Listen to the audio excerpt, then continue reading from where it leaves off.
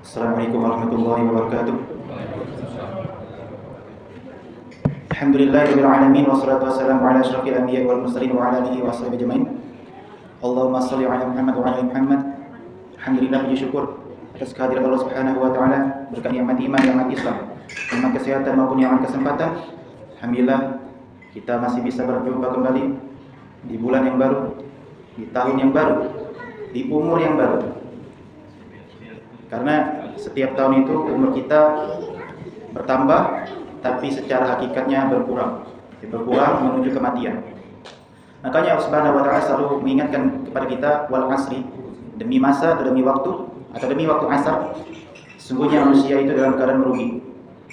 Innal insana lafi khusrin illa alladziina amanu, kecuali orang-orang yang beriman, wa 'amilus shalihati, dan yang beramal saleh, wa tawassaw bil haqqi wa tawassaw bis sabr, dan orang yang saling menasihati dalam kebenaran dan orang yang saling menasihati dalam kesabaran. Kita tidak cukup untuk beribadah untuk diri sendiri. Kita harus menyelamatkan teman-teman kita. Kita harus menyelamatkan keluarga kita, orang-orang yang kita cintai, terutama saudara seiman juga. Ya, itu penting kita selamatkan. Jadi itulah kenapa ya kita disuruh atau diwajibkan bahkan ya, kalau seandainya mampu nih untuk ya saling menasihati dalam kebenaran dan kesabaran. Jadi perlunya ya kita, karena surga itu luas. Kalau kita menyelamatkan teman kita, maka kita akan dapat pahala juga. Tapi wajib bagi kita menyelamatkan keluarga kita. Makanya dimulai dari diri sendiri dulu, selamatkan, baru keluarga, baru orang-orang yang kita cintai, terutama sesama muslim ya. Nah, pada hari ini kita masuk pada surat yang baru, yaitu surat Al-Fajr. Surat Al-Fajr ya, surat cukup panjang. Bismillahirrahmanirrahim. Allah berfirman, wal fajri. Syaikhul Utsaimin rahimahullah taala mengatakan, yaitu cahaya, cahaya yang dimulai muncul ya. Mulai dari ufuk barat atau timur? Nah, timur. Kalau barat, kiamat. Jadi fajar itu dimulai dari ufuk timur. Ya, timur ya. Kemudian ya, itulah menandakan bahwasanya telah dekat terbitnya matahari. Dan disitulah bahwasanya waktu subuh sudah masuk. Fajar sodik. Nah, ada beberapa tafsiran yang tadi yang saya sebutkan adalah itu menurut Syekh Muhammad bin Shalih Al-Utsaimin, mufti Saudi Arabia. Kemudian dari Al-Imam Al-Qurtubi rahimahullah taala, maksudnya adalah yang pertama, fajar itu adalah waktu subuh. Yang kedua, yaitu fajar pada tanggal 1 bulan Muharram. Yang ketiga, yaitu fajar di hari Arafah. Ya, Arafah tanggal berapa, Pak? Ya, 9 Zulhijjah. Dan yang terakhir, yaitu fajar di 10 hari pertama bulan Zulhijjah. Nah, jadi ada 4 tafsiran. Kemudian Syekh Shalih Al-Utsaimin rahimahullah taala mengatakan, kenapa ya Allah itu bersumpah kepada fajar atau mulai terbitnya sinar matahari dari timur? Karena kata beliau, li'annahu yatarattabu alaihi ahkam syar'iyyah misal imsakus shaim. Nah, bahwasannya itu adalah salah satu ya, bagian dari hukum-hukum syariat. Apa? Yaitu imsak untuk orang-orang yang berpuasa. Jadi fajar shadiq adalah waktu berhentinya makan ketika dia sahur. Namun nanti ada perbedaan pendapat para ulama ya, imsak itu seperti apa? Perbedaan yang pertama yaitu imsak secara umum ya, yang dikenal di Indonesia itu imsak ya 10 menit sebelum azan subuh. Dan yang kedua adalah imsak ketika azan subuhnya itu. Nah, itulah keutamaan fajar. Kenapa? Karena pada saat fajar itu adalah tanda ya bahwasannya saat itu sudah harus berhenti makan kalau ingin berpuasa, baik itu berpuasa fardu atau berpuasa sunnah. Nah, itu faedahnya fajar. Dan dilanjutkan lagi subuh. Sekarang masuk ke ayat yang kedua, yaitu walayalin ashrin, dan demi 10 malam. Kata Syekh Shalih Al-Utsaimin rahimahullah taala, maksudnya adalah 10 malam Zulhijjah. Tapi di tafsir Al-Qurtubi beliau menukilkan riwayat dari Ibnu Abbas, ya, 10 malam terakhir Ramadan. Jadi 10 malam pertama bulan Zulhijjah dan 10 malam terakhir bulan Ramadan. Dan 10 ini memang penting sekali. Karena apa? Pertama, bulan Zulhijjah adalah salah satu bulan haram, di mana pahala dilipat gandakan, dosa dilipat gandakan juga. Kemudian saat itu, ya, ada di bulan itu ada hari raya Idul Adha. Jadi bulan mulia. Sama seperti 10 terakhir Ramadan, itu mulia. Di mana orang-orang itu iktikaf mencari Lailatul Qadar. Itulah kenapa Allah itu bersumpah. Karena ini penting, sangat penting sekali. Kemudian yang ketiga dan yang keempat, Allah berfirman, wasyaf'i wal watri. Demi genap dan ganjil. Apa sih maksud demi genap dan ganjil? Yaitu innal murada bihi kullul khalqi. Maksudnya adalah setiap sesuatu itu, ya, itu untuk pencipta, ya. Fal khalqu imma syaf'i. Untuk makhluk itu genap, dan untuk Tuhan atau Allah itu ganjil. Jadi semua makhluk, terutama manusia, itu diciptakan berpasang-pasangan. Makanya dia disebut genap. Manusia berpasang-pasangan, hewan berpasang-pasangan. Ya, itulah disebut genap. Ada lagi tafsir yang lain, tafsir Al-Qurtubi, seluruh makhluk Allah, baik yang ada di langit dan yang ada di bumi, jumlahnya genap. Makhluk ciptaan Allah, bintang-bintang, planet termasuk, seluruhnya berjumlah genap. Sementara yang di situ, yang ganjil itu adalah Allah. Itulah witir. Witir itu adalah sholat sunnah ganjil. 1, 3, 5, 7, 9, 11 dan seterusnya. Namun ada lagi tafsir yang lain. Yang pertama, yaitu genap di situ adalah tanggal 10 Zulhijjah. Yang ganjil itu adalah tanggal 9 Zulhijjah. Ini tafsir yang pertama. Tafsir yang kedua adalah salat. Salat ada yang genap dan ada yang ganjil. Tuh, tafsir yang kedua. Tafsir yang ketiga adalah derajat surga. Ada genap, yaitu 8 derajat, dan derajat neraka ganjil, 7 derajat neraka. Itulah tafsirannya. Dan yang terakhir, wal laili idza yasra. Dan demi malam yang telah berlalu. Fa'aqsamallahu bihi lima fi sa'atihi minal ibadat kas-salatil maghribi wal isya wa qiyamil lail wal witr wa ghairi dzalika li anna fil laili munasabah 'azimah wa hiya Allahu azza wa jalla yanzilu kulla lailatin ila sama'id dunya hina yabqa thuluthul lail al-akhir. Jadi kenapa Allah itu bersumpah kepada malam? Karena dimulai dari maghrib, kita sholat maghrib. Jadi kalau malam tepat dimulai dari maghrib sampai fajar. Dari maghrib sholat maghrib, kemudian sholat isya, kemudian sholat malam, kemudian masuk subuh, sholat subuh. Kemudian ketika kita itu di sepertiga malam terakhir, kita diperintahkan untuk sholat tahajud dan minta kepada Allah. Makanya sampai Nabi SAW bersabda, ya, siapa yang minta kepadaku, aku akan berikan. Siapa yang berdoa kepadaku, aku akan kabulkan. Dan siapa yang meminta ampun kepadaku, maka aku akan ampunkan. Saking mulianya malam. Dan Allah Subhanahu wa taala berfirman dalam surat Al-Isra, "Wa minal laili fatahajjad bihi nafilatan lak." Dan di sebagian malam itu kita diperintahkan untuk fatahajjad, tahajud, ya. Salat sunnah. Asa an yab'atsaka rabbuka maqaman mahmuda. Semoga, nah itu ada kata-kata semoga, ada harapan artinya. Semoga Tuhanmu menempatkan kamu di derajat yang terpuji, derajat yang baik. Itu wa minal laili fatahajjad bihi nafilatan lak. Itu sepertiga malam terakhir. Dan banyak ayat-ayat yang lainnya tentang keutamaan sholat malam. Tinggal kitanya saja. Apakah kita itu mau berusaha sholat malam, atau kita itu ya kalau capek ya tidak masalah ya. Itu uzur namanya. Tapi Ya. Kalau seandainya kita itu melewatkan malam-malam tanpa sholat malam, maka merugilah kita. Nanti mohon maaf, kalau sudah tua itu lebih susah lagi sholat malam kadang ya, tapi saya tidak mengatakan semua. Karena sudah usia tua, beribadah pun terbatas, sudah capek, lelah, ya, karena sudah usia lanjut. Nah, kita yang masih muda, yang masih strong, maka maksimalkanlah itu ibadah. Nah, 5 hal ini Allah bersumpah, saudara. Artinya 5 hal ini adalah sesuatu yang sangat penting.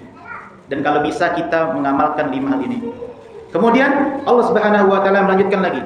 Hal fi dzalika qasamul lidzi hijr. Yang 5 hal tadi kata Allah Subhanahu wa taala itu hanya untuk orang-orang yang berakal.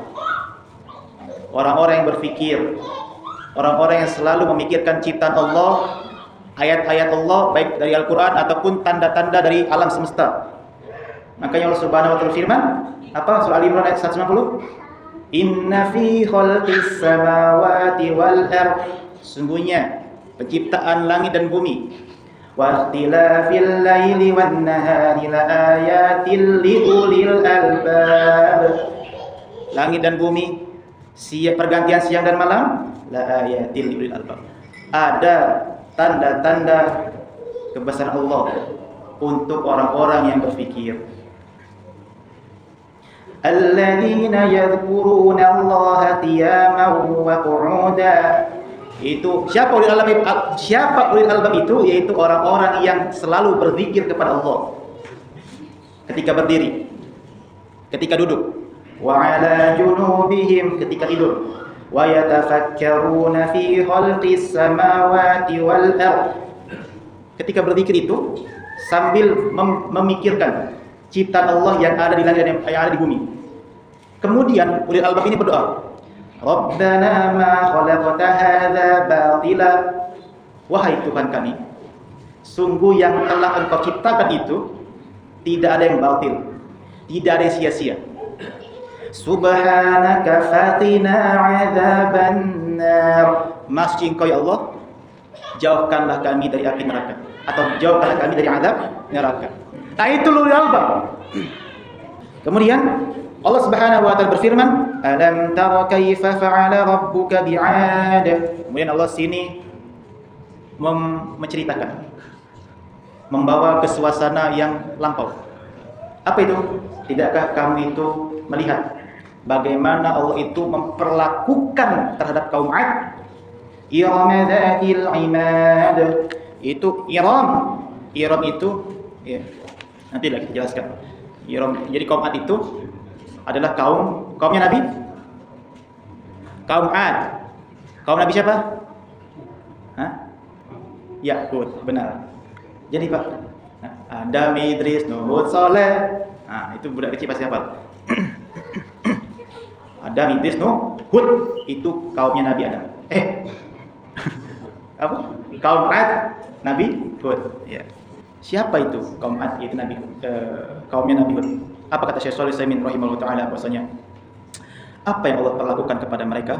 Wa'adun qabilatun marfu'atun fi junubil jazirah arabiyyah. Arsalallahu ta'ala ilaihim hudan alaihi salatu wassalam faballaghum ar-risalah walakinnahum ataw wa baghaw wa qala man ashaddu minna quwwah. Jadi memang kaum 'Ad ini ya, kaumnya Nabi Hud, Allah utus Hud untuk menyampaikan risalah kepada mereka atau ajaran kepada mereka. Kemudian ketika Hud itu menyampaikan ajarannya, apa kata mereka? Karena mereka ini kan mempunyai kekuatan, ya, bisa. Ini postur tubuh kaum Nabi Muhammad kecil, sudah. Postur tubuh kaum 'Ad waktu itu besar, bisa bangun tiang-tiang yang kokoh. Nah, saking kokohnya kaum 'Ad ini sombong. Maka sampai mengatakan man asyaddu minna quwwah. Siapa yang lebih kuat daripada kami? Oh. Mereka kuat, besar, bisa bangun rumah dari tiang yang kokoh. Siapa yang lebih kuat daripada kami? Dan Allah ceritakan itu dalam surat Fussilat ayat yang ke-15. Awalam yarau anna Allah alladhi khalaqahum huwa ashaddu minhum quwwah wa kanu bi ayatina yajhadun. Nah, ketika kaum Ad itu mengatakan siapa yang lebih kuat daripada kami, Allah langsung jawab, awalam yarau anna Allah alladhi khalaqahum huwa ashaddu minhum quwwah. Tidakkah mereka itu tahu bahwasanya Allah itu yang menciptakan mereka dan Allah itu lebih kuat daripada mereka? Wa kanu bi ayatina yajhadun, dan mereka itu mengingkari itu. Kaum Ad merasa kuat, tapi yang menciptakannya pasti lebih kuat. Tapi kaum Ad mengingkarinya. Bayangkan. Makanya kaum Ad itu diazab oleh Allah. Apa azabnya? Ada yang tahu? Angin kencang.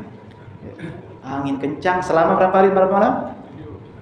7 malam 8 hari. Itu ada di surat Al-Haqqah. Ya.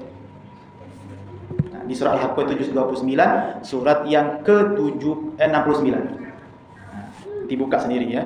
Di 69 juz yang ke-29. Nah, itu sombong, Pak. Nah, pelajaran dapat kita ambil dari kaum nanti kita lanjut lagi. Samud dulu. Kaum Samud kaumnya Nabi Shalih. Generasi 3 generasi pertama, 4. Kaum Ad, kaum Tsamud, kaum Madian dan kaum Sodom. 4 generasi kaum ini ya, hidup tidak jauh. Artinya berdekatan. Kaum Ad dulu. Kemudian kaum Tsamud. Dalam itu kaum Madian. Tak jauh dari itu kaum Sodom baru. Jadi 4 generasi kaum ini tidak jauh. Ya, hidupnya tidak jauh, berdekatan. Maksudnya itu hidupnya ya, munculnya gitu. Kaum Ad yaitu kaum Nabi Hud, Samud Nabi Shalih, Madian ada yang tahu? Nah, Madian ini yang jarang dibahas. Madian itu adalah kaumnya Nabi Syuaib. Dan yang terakhir kaum Sodom itu kaum Nabi Lut alaihissalam. Nah, kemudian allati lam yukhlaq mithluha fil bilad. Kemudian kaum Ad itu membangun tiang-tiang yang belum pernah dibangun oleh kaum sebelum-sebelumnya. Bayangkan. Mereka itu membangun tiang-tiang besar, bangunan-bangunan besar yang belum pernah dibangun oleh orang lain sebelumnya. Kemudian Allah mengatakan lagi, wa thamud alladzina jabus sakhra bil wad. Dan kaum Samud, ya, mereka itu dapat bahasanya itu memotong batu besar. Ya, di lembah. Saking hebatnya kaum Samud. Memang batu besar, tapi memang postur tubuhnya juga besar. Jadi wajar. Itu kaum Samud.